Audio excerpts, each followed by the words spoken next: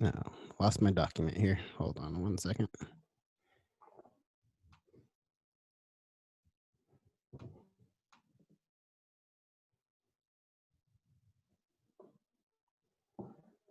This is why I don't have it be a live show. No, I know what you mean.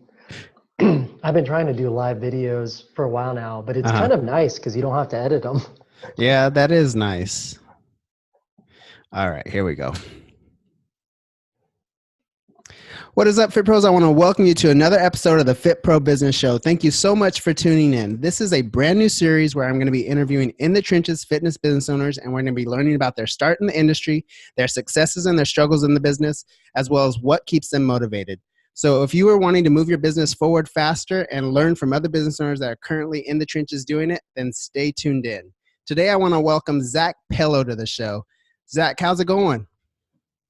I'm doing great, man. How are you doing? I'm doing well, man. I'm so excited to have you on the show. Zach Pello is the owner of Pello Fitness, and he is an online coach that started personal training in 2003 in Muncie, Indiana. Zach, so I see that you got started in 2003. Why don't you give the audience a little bit of background of why you got started in the fitness industry and generally where your start came from? Yeah, man. Originally, I wanted to be an architect, and I did some job shadowing, and I realized being at a desk all day long wasn't for me, at least at that time point. So I started looking through a book of all the degrees at Ball State University, and I saw exercise science of all things, and I thought, you know what, man, that's gonna be fun. So I started school at Ball State for exercise science, and then within my freshman year, like right when I started, I was talking to my old wrestling coach, who's a trainer, and he said, "Hey, why don't you just come work for me?" So right from my freshman year, I started working under a state qualified. I mean, guy's awesome Oh, bodybuilder, wow. just an awesome bodybuilder. He's a natural pro, and he taught me so much. And I got thrown right into it. And so I did that for about 5 years with him, and it was all semi-private training. And then I did some bodybuilding shows myself, so I learned more about nutrition and just kind of trying to learn how to implement that with clients. Yeah, that's So awesome. So yeah, initially you started with a mentor that kind of taught you the ropes, kind of got you into the industry. And I did the same thing myself. I right out of college, I played baseball in college. You obviously wrestled, but I thought I was going to be a teacher and coach. And when I got married right out of college, right after I graduated, and I needed to find work right away. So I started working for an insurance company, taking phone calls like all day. It was like the worst job ever, coming from an athletic background and always being on my feet and active. So I was like, man, this is not going to work for me. So I thought initially I was going to go back and be a teacher and coach, but I realized right away I didn't want to teach. So that's when I started going into the personal industry route. And I also worked underneath a mentor that did semi-private training as well and taught me so much. He was pretty big in the bodybuilding industry as well. His name is Leo Costa Jr.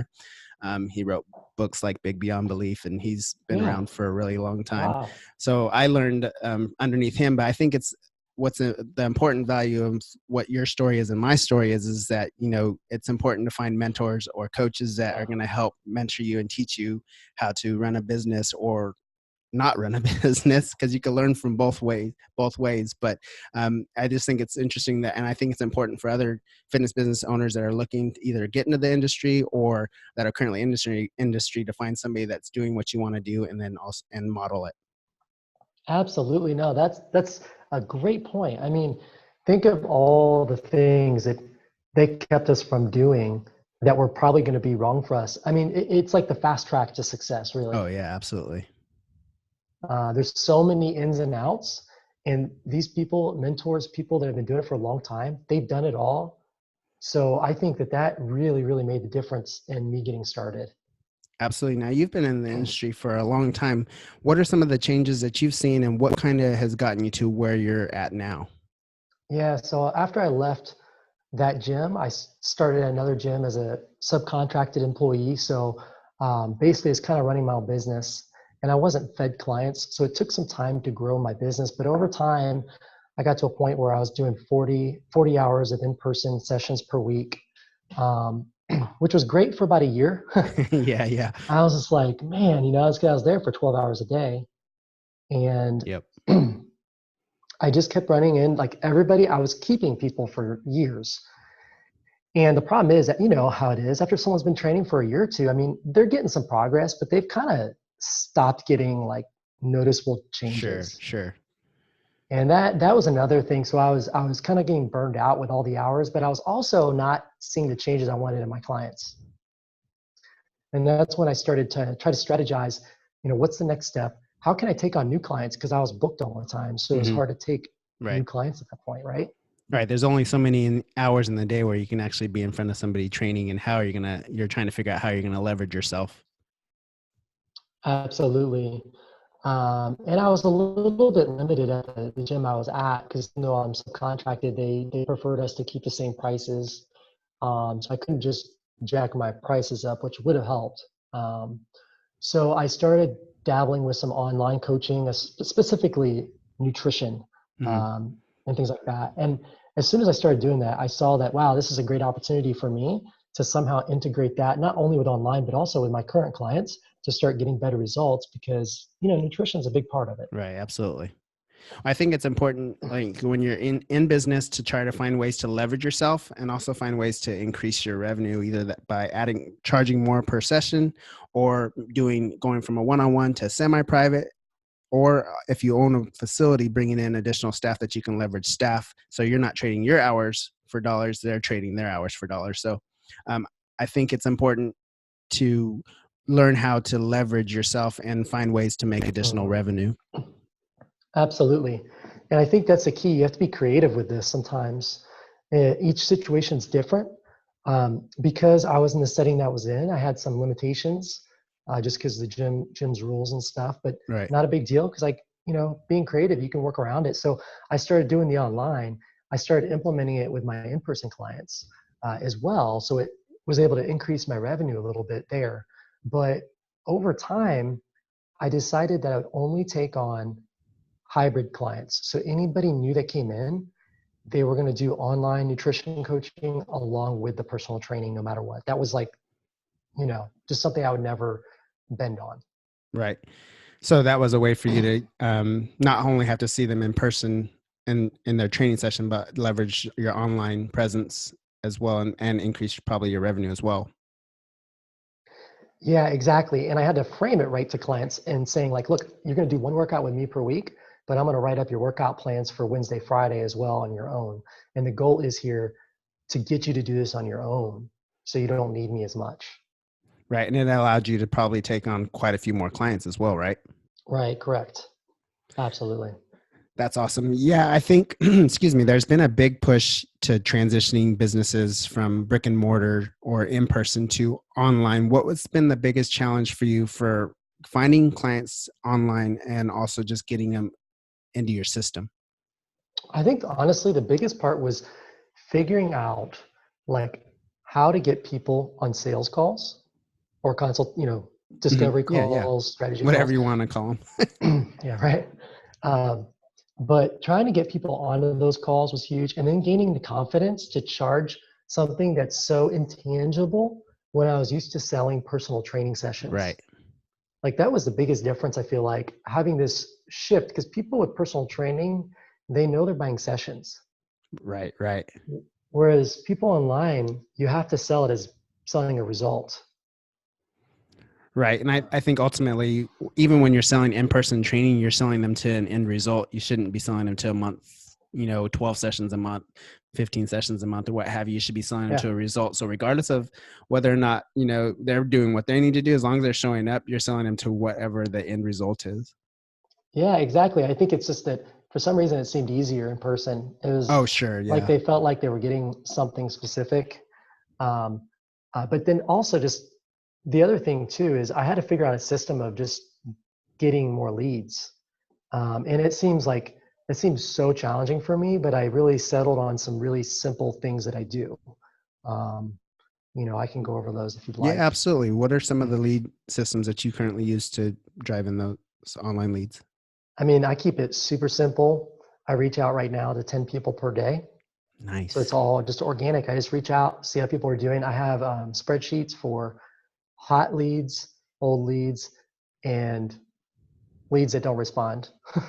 Man, I love it because I mean, you're talking my kind of language right now with as far as like lead generation and sales, because these sometimes when people are getting into the industry, they think they're just going to post some, nice photos of themselves on Facebook or on Instagram or some videos of them working out. And that's automatically going to drive leads into your business. And that's No, just not the reality. I mean, if you seriously want to grow your business and you want to maximize your ability to increase your income, you have to like physically reach out to people. You have to have touch points with people and get them into your biosphere of who you are, the audience that you serve, and the value that you can provide to them.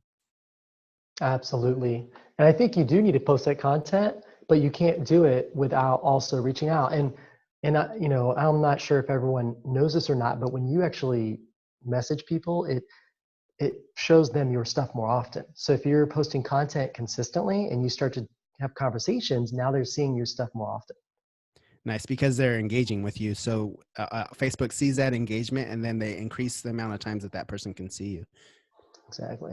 One So, of the coaches I follow, Eric Lofholm, and he talks about playing the marketing game or touch point game as far as marketing and setting goals for how many people you're gonna reach out to on a daily basis. And I think that's so key with what you're doing. Like, I'm gonna reach out to 10 people a day, and you see where my response rate, whether they're hot, warm, cold, what have you. I love that. yeah, and I think like sometimes maybe 10's too much for somebody. Maybe that's too much of a commitment. Maybe you're afraid to do it. You get nervous, so just do five. You just got to be consistent. It's not a quick fix. It's a long-term solution. Right. It's building a foundation, basically doing it like this. You also talked about, I want to just go back a little bit. You talked about, working a lot of hours, 12 hours a day. And I know when I first started my business, I was working 12, 14 hours a day trying to get my business off of the ground and trying to grow clientele, and predominantly doing it myself without staff. And it's a really fast way to burn yourself out. But I think it's important you had to have that point in your life where you're working that many hours, learning, realizing this is, I'm going to burn myself out. And a lot of trainers who start their businesses or getting into the industry get to that point too, where at first it's kind of cool because your schedule's booked, but then you realize you're kind of neglecting yourself and probably your family if you have one by working that many hours, and it's not sustainable. So you have to find a way to find the right balance between training clients, increasing your income, and also, being there for your family. Absolutely. And you mentioned that. So that's something else I probably think I should touch on. I went through all my clients, my in-person clients, and I thought, who would be a good fit to pair up together, right? Oh, right. So, and I started pairing people together, so I was able to increase my hourly rate, but their prices went down. So that was a win-win. Absolutely. Um, and then I also took people from hours to half hours. And these are all the people I've been with me for years because Hmm. that's the key. They just need the appointment at that point. Absolutely. I think Uh, that all of these things you're saying, I'm like, I agree with you 100%. Like, I've always had a semi-private business and 30-minute sessions, but I'm always still looking for ways that I can add additional services to my business, other ways I can bring people in. We just started a 30-minute high-intensity interval circuit. Basically, we're calling it a 30-minute blitz is what we're calling it. mhm, And that's a lower end service that we're offering to our clients that maybe have been with us for a long time, don't need the whole guidance, but want, an right. appointment and want some general guidance on going through a workout program. But I think that it's important to try to find new ways that you can service clients and not be afraid to, transition them if it's a better for you. And I know it can be really scary. I know at times making changes in my business has been very scary for me. What are some of the ways that you kind of got over that and those fears of making changes to your business, regardless of whether you thought you might lose clients or what have you? Yeah, that's a tough one. I still struggle with that because you don't want to let clients down. Yeah. You don't want to. I think that there's definitely a gray area. Like, I don't think you have to go crazy with it and change everything. I think that you can make some exceptions for some clients, which I have. Mhm. Um, but I've really thought the biggest way to change my mindset was to think of ways to make it a benefit to them and me as well. Absolutely. Um, as soon as I did that, it was so much easier for me to put it forth to the client and ask them what they thought. I think too, after you've established a relationship with clients, they know, like, and trust you. They want what's best for you. And if you approach it from that standpoint, like, hey, this is, the direction I'm going and here's why, and they see that it's a benefit to you and as well as it could be a benefit to them, of course they're going to want to do it or at least give it a try. Absolutely. I think and if you're afraid to talk to your clients, just look at your client list and see like who would you feel comfortable with talking and start there, you know? Yeah, absolutely. I think, yeah, you're absolutely right. Because there's clients that you've had for a long time that are going to be easy transition. Then there's some in there that like, I don't know, this client really only likes, because I have a handful of clients. Like, I have a full time trainer that works in the evenings, and sometimes I'm gone in the evenings at, mixers or what have you, or need something appointment with one of my girls. And, I have to leave early, so I leave them with my assistant. Well, I know I have a handful of clients like, oh, totally don't care. Like, we'll train with anybody. But then I have a handful of others that are like, oh no, I don't want to train with him. I only want Yeah, to train with you. So I think it's just important to find that balance and touch the clients that are going to be an easy transition, and then maybe work on those clients that are going to be a little bit hard, difficult, and then maybe make some exceptions based on what you want for your business. absolutely. No, I totally agree with you. Now your transition to the hybrid training. This is a new term that is pretty. We're seeing a lot in our industry now. What is the biggest like factor in that transition for somebody that maybe is just doing brick and mortar right now and then is looking possibly to transition to that hybrid style training? Like maybe some tools that you're using or some tactics? Yeah, no, that's great. I think the biggest thing first is to keep it really simple and only offer one or two options. For me, since I've started it, I just do one training session per week. And I also include workouts, homework workouts that they'll be doing, that they'll get via their phone. And I'll talk about that in just a moment. And then nutrition coaching. So it's all included in one monthly price. Okay, so monthly recurring. They'll be working out with me once a week, and then they will get the nutrition coaching and the extra workouts all delivered to their phone. And you could just use Google spreadsheets Mm-hmm. initially, because here's the thing, like imperfect action, I'm so big on. Yeah. So all you need is Google Sheets to write up workout plans on. You don't make it complicated. And then with nutrition coaching, you could, if you want to do it via like initially, nutrition coaching calls. If that's what you need to do because you don't have any systems in place, just do that. So you got phone and Google spreadsheets. Really simple, right?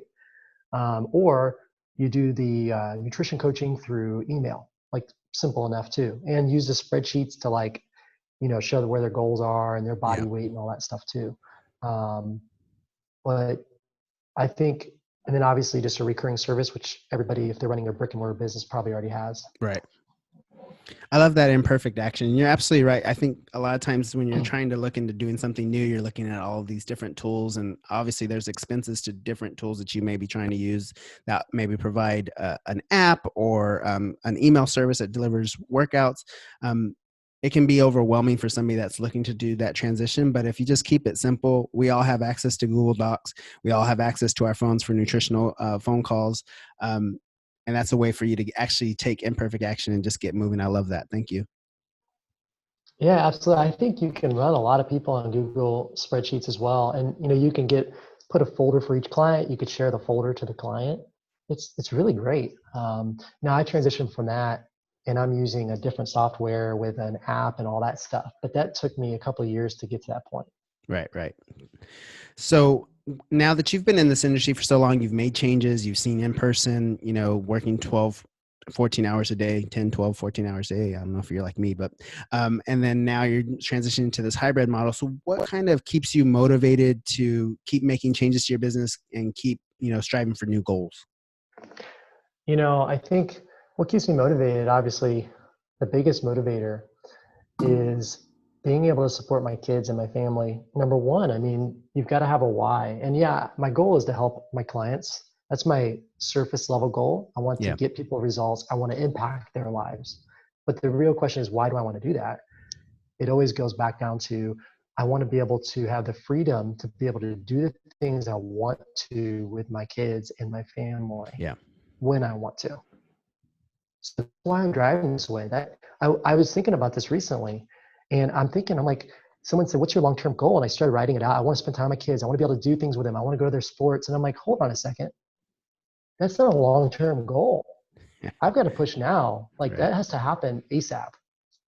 Yeah, absolutely. So, so I've started to like it's easier now to say no to extra jobs, even though someone wants to join me, like I don't have time unless it's, online, um, and be unapologetic about it because it's my kid's future. Yeah. So that's what's been the biggest driver for me. Absolutely. And I completely agree with you. Like I said, I worked a lot of hours when I first got started my business, but the whole goal for me was to have my wife stay home with our girls when they were little. And I was able to do that. And that required Yeah. me working a lot of hours because I needed to bring Yep. home a lot more money. But now that our girls are 18 and 15, they don't require as much of us as parents anymore, which is nice. But as my whole goal, my whole why was so that my wife could stay home when the girls were little, and Yeah. fitness and owning a business and running a personal training studio provided that for us. And that's why I'm so grateful for this industry and what it's provided for our family. But at the same time, I think um, I'm still shooting for new goals. I'm still setting projections for where I want to be, in my 50s. What do I want my business to look like? And I think it's important to project those long-term goals so that you keep having things that you're shooting for. But I also talk a lot about the importance of not comparing yourself to others and not comparing your journey to where you are right now to somebody else's journey. Like, Yeah. embrace where you're at right now, because sometimes that can actually be a demotivator because you're like, oh man, I'm just not going to get there, or I'm not where I'm supposed to be, when in actuality you're exactly where you're supposed to be, as long as you're just taking small steps towards your goals every day. That's a great point. I feel like you can treat your business like you do your weightlifting. If you're into your weightlifting, you're into exercise, right? You're seeing these personal records, and we understand that some people are just genetically more capable in certain exercises. So you don't compare yourself to you. You know that as a coach, and the same thing is with your business too. And that's a lot of fun to where it's like, oh, I just made the biggest sale I've ever made, or oh, that was my best month ever.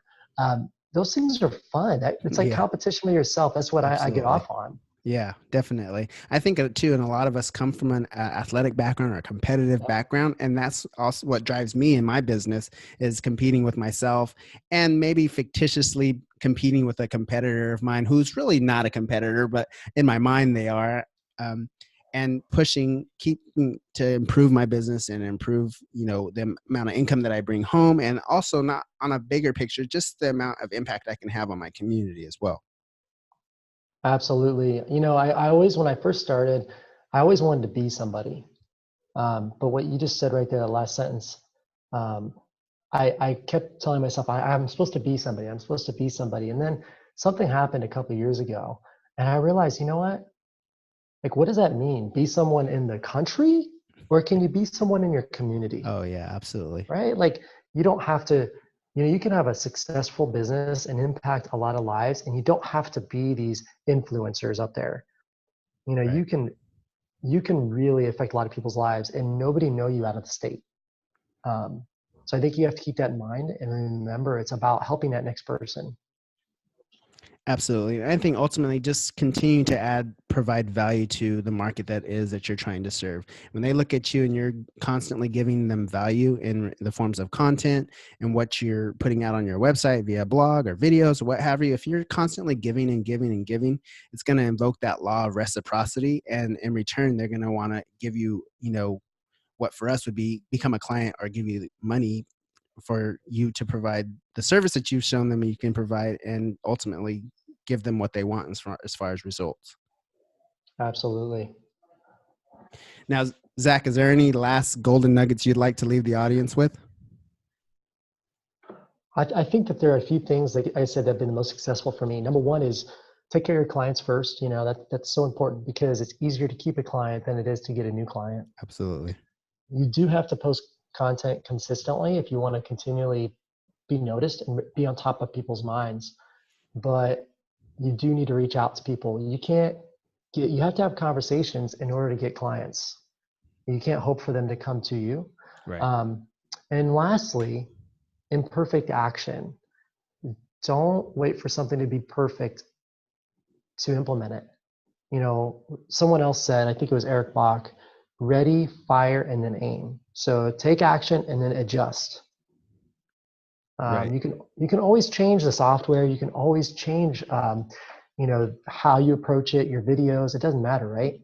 Absolutely. I think too, just ultimately just getting started, taking action, those small steps, you're going to have course adjustments along the way, but you can't get to where you want to be if you don't take that first step. Absolutely, absolutely. Yeah, I think if you, especially me being and you being, we're parents, so we have our work, and then we're busy, busy, busy. We don't have time to sit here and obsess about all the softwares out there. And I've done it, but I've Yeah. realized really quickly that it was just cutting into time at home. Right. And I'm like, dang, I wish I would have stopped researching so much and just did it. Right. It's like consuming content, whether that's training or, listening to this podcast, which you should be listening to this podcast. But Right. ultimately, the goal is for you guys to go out and take action on the things that you're learning. If you're not taking action on what you're learning, then what's the point of learning it? Absolutely. Yeah. Zach, man, I want to thank you for your time and all the value bombs you dropped on the audience. It was Yeah. golden. I Thank really you. appreciate you. And how can the audience reach out to you and learn more about what you're doing, or if they want to reach out and ask you what steps you took to get to where you are? Yeah, anybody can contact me with any questions. I'm more than willing to help out. Zach Pello, ZachPello on Facebook. That's probably one of the easiest ways to find me. On Instagram, Pello Fitness. Follow me on there. And like I said, just anybody can reach out, ask any questions they'd like. Awesome. I will include those links in the show notes for this podcast. And again, like I said, I want to thank you for your time and all the value you provided. Thank you so much for having me. I really appreciate it, Andy. I'm looking forward to seeing kind of more of your content and really definitely keep an eye out for you, man. Awesome. Thanks. Thanks.